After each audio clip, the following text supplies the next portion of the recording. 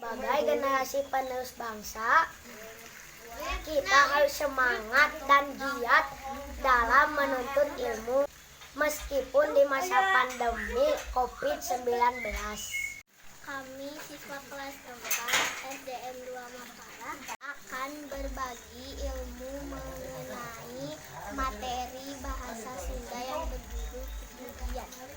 Pupujian teh sok disebut oge nadoman. Pupujian teh nyaeta seni anu ngagabungkeun sastra jeung lagu.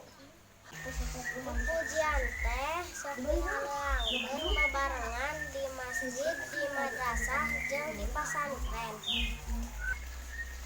Basa nama basnya basa daerah. Upamana di Tatar Sunda tangtos ku basa Sunda.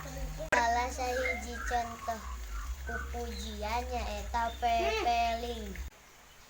Eling-eling ngulur kabeh ibadah ulah campoe borang poting ulah wewe bisina kaburu pae sabab urang bakal mati nyawa dipunut ku Gusti najan gajah yang rawati teu bisa nyingkiran pati karasana kesakarat nyarina kaliwat-liwat kana ibadah diliwat